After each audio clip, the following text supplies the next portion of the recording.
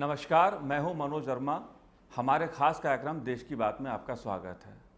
आज हमारे साथ हैं भाजपा के राज्यसभा सांसद और पूर्व केंद्रीय मंत्री श्री विजय गोयल। लोकसभा चुनावों को लेकर आज हम उनसे चर्चा करेंगे। बीजेपी की क्या स्थिति है, देश का राजनीतिक माहौल क्या है। विजय जी, स्वागत है आपका कार्यक्रम में।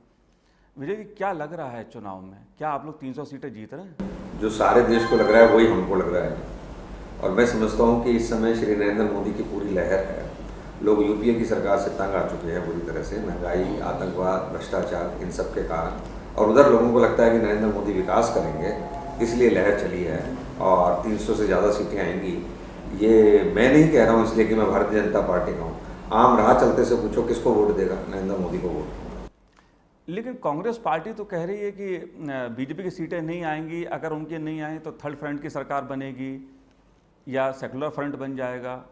इस राजनीति को आप कैसे देख रहे हैं? जब तक परिणाम नहीं आए, हर उम्मीदवार मेरे समेत ये कहता है मैं ही जीत रहा हूँ, जबकि सबको पता है मुकाबला किन दो के बीच में या किन तीन के बीच में। पर इंडिपेंडेंट भी लड़ते हैं तो वो जीतेंगे। इसलिए कांग्रेस का ये धर्म है ये कहना कि भाई बीजेपी की सरकार नहीं आएगी। उनको तो बीजेपी की सरकार से पहले ही खतरा लग रहा है। और इसीलिए आप ये समझिए कि इस समय सब लोगों को ये पूरी उम्मीद है कि भारतीय जनता पार्टी सरकार बनाएगी। कांग्रेस का जहाज डूब रहा है, अपनी करनी को वो भोगेंगे लोग। और जनता को इतना दुखी और परेशान किया है कि लोगों में त्राही है। लोग इस शासन को पलटना चाहते हैं। इसलिए कांग्रेस जो दावे कर रही है वो उनके दावे बिल्कुल गलत हैं और बीजेपी अच्छी मेजॉरिटी से सरकार बनाएगी। एक बात ये कांग्रेस के नेता उठा रहे हैं कि बीजेपी ने नरेंद्र मोदी का नाम आगे करके चुनाव को व्यक्तिवादी बना दिया और मुद्दे गौड़ हो गए। क्या आप उनके इस आरोप से सहमत हैं? मोदी कौन है? मोदी जो व्यक्ति है उसकी पर्सनैलिटी है। जब आप कृष्ण का नाम लेते हैं, राम का नाम लेते हैं तो पता चलता है फाइटर।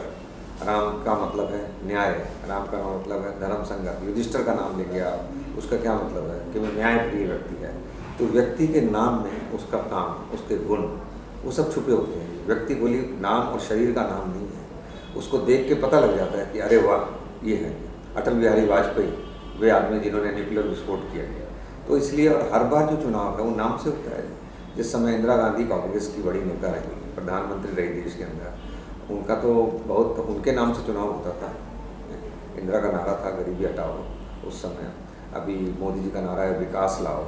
अटल बिहारी वाजपेयी बड़े नेता थे, अब की बारी अटल बिहारी, ये चलता ही था। पर अब ये ज़्यादा घबराए हुए हैं, इसलिए उनको नाम बहुत सता है। क्या मोदी जी से घबराए हुए हैं? मोदी जी से, बीजेपी से घबराए हुए हैं कि भाई अब सत्ता जाएगी हाथ में से।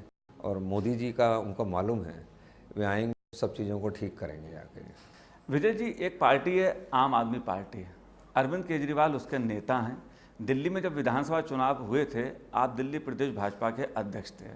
सबसे पहले मोर्चा आपने लिया और कहीं ना कहीं उन्होंने दिल्ली में बीजेपी को सरकार में आने से रोका भी।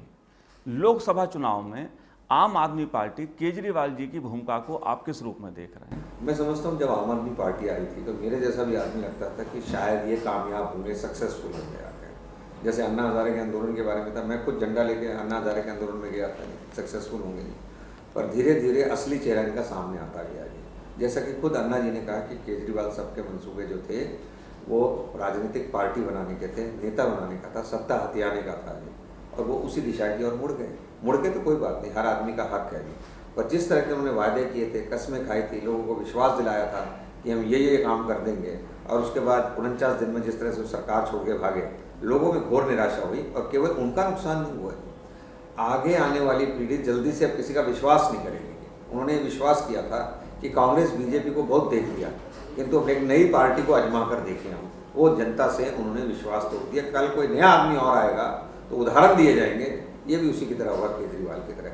सबसे ज़्यादा उनकी पार्टी में भ्रष्टाचार, सबसे ज़्यादा उनके चुने हुए लोगों के अंदर भ्रष्टाचार, सबसे ज़्यादा उन्होंने काम करने के लिए जो वायदे किए थे वो तोड़ दिए थे, सबसे ज़्यादा उन्होंने झूठ बोले। हर तरह का आरोप आज आम आदमी पार्टी के ऊपर है। लोगों का मोह भंग हो गया है। अभी इसमें पता लग जाएगा, लोकसभा में 400 से ज़्यादा उम्मीदवार खड़े हैं, 4 सीटें आ जाए तो गनीमत समझना। तो केजरीवाल जी का भ्रष्टाचारी और झूठा सब कह रहे हैं ना, तभी तो आपने देखा होगा जगह जगह पर उनका विरोध हो रहा है। वो इसलिए थोड़ी विरोध हो रहा है, वो इसीलिए विरोध हो रहा है कि लोगों को लगता है। आज सवेरे में सैर कर रहा था, वो लगा रहे थे जो इनके एमएलए बने थे वो पैसा इकट्ठा करने के अंदर लगे हैं। तो आपको ऐसा लगता है कि इस लोकसभा चुनाव में कि केजरीवाल जो पार्टी है उसका कोई प्रभाव नहीं रहेगा? नहीं, मेरे को क्यों लगता है, आप बताइए कहीं पर लगता हो तो आपको। पहले इसलिए था कि मुट्ठी बंद थी, दिल्ली के चुनाव में उनकी मुट्ठी बंद थी, अब मुट्ठी खुल गई है। कांग्रेस ने एक भला काम जरूर कर दिया जो उनकी सरकार बना दी। उनकी सरकार बनाने से ये हो गया, एक्सपोज हो गए जी। अगर मान लीजिए उनकी सरकार नहीं बनती तो कहते हम पता नहीं क्या कर देते सत्ता में आते तो, किंतु अब वो एक्सपोज हो गए हैं। बच्चा बच्चा उनसे यही सवाल पूछता है। अभी केजरीवाल साहब ने माफ़ी मांग ली इस बात के लिए कि हमारी गलती थी, हमने ये क्यों किया। भ्रष्टाचार के खिलाफ आप लड़ रहे हैं और भ्रष्ट पार्टी से आप सपोर्ट ले रहे हैं। जिस पार्टी को सबसे ज़्यादा भ्रष्ट कहते रहे उसी की सपोर्ट से आपने सरकार बना ली। कहने लगे जबरदस्ती दे गए जी, तो जबरदस्ती कोई किसी को दे सकता है क्या समर्थन? आप नहीं कह सकते थे हमें नहीं बनानी सरकार। विजय जी, एक इस चुनाव में बड़ा मुद्दा निकल के आ रहा है सांप्रदायिकता का। आपके विरोधी, आपके जो प्रधानमंत्री पद के उम्मीदवार हैं नरेंद्र मोदी, उनका इस आधार पर विरोध कर रहे हैं कि गुजरात दंगे हुए, अगर वो प्रधानमंत्री देश के बन गए तो देश बर्बाद हो जाएगा, देश बट जाएगा, और जो उन्हें कोई वोट दे, कोई कह रहा समुद्र में डूब जाए। इस तरह के आरोप नरेंद्र मोदी पर लग रहे हैं।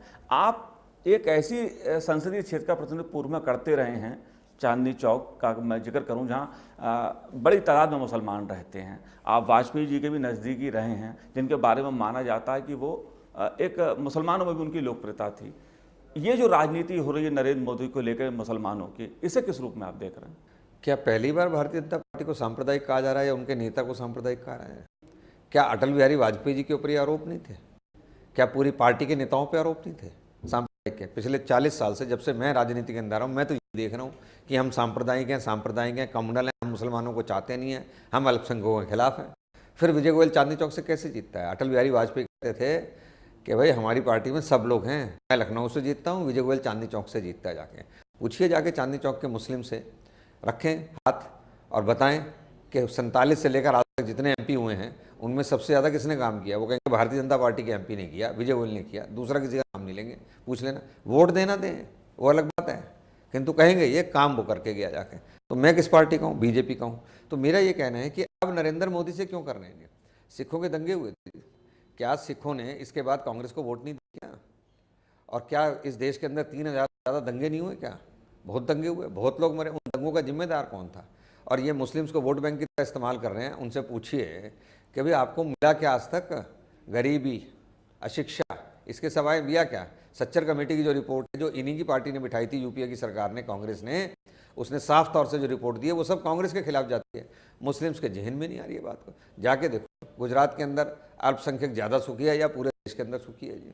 हमें तो ये नहीं समझ आता। हमें तो बचपन से सिखाया ही नहीं गया कभी कि भाई हिंदू मुस्लिम्स के अंदर भेद करे जाके।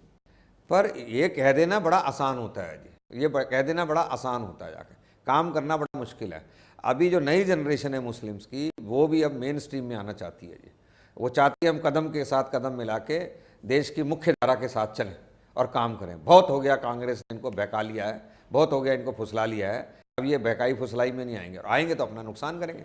मैं अपने इलाके में लोगों को ये कहता था, ये MP है, काम करवाना करवा लो, तुम ले जाओ सिब्बल को। अब कपिल सिब्बल ने आज तक कभी नज़र उठा के नहीं देखी पूरी कॉन्स्टिट्यूंसी के अंदर जी। अभी चुनाव में हल पता लग जाएगा उनका। पर फिर भी सबसे ज़्यादा वोट किसको मिलेगा? मुस्लिम्स का, उनको मिलेगा। क्यों भाई? आपकी गलियाँ साफ़ हो जाएगी क्या? आपके यहाँ बिजली आ जाएगी? आपके यहाँ पानी आ जाएगा? आपके बच्चों की शिक्षा के लिए काम करेगा? वो तो विजय गोयल करेगा ना, कपिल सिब्बल कैसे करेगा जाके? तो ये आपको उनको तय करना है जाके जी। मैं तो उनसे बड़ा प्रेम करता हूँ जाके, और काम करता हूँ उनके लिए जी। विजय जी, मुस्लिम और बीजेपी को हम अभी और सवाल आपसे पूछेंगे, अभी लेते हैं छोटा सा ब्रेक।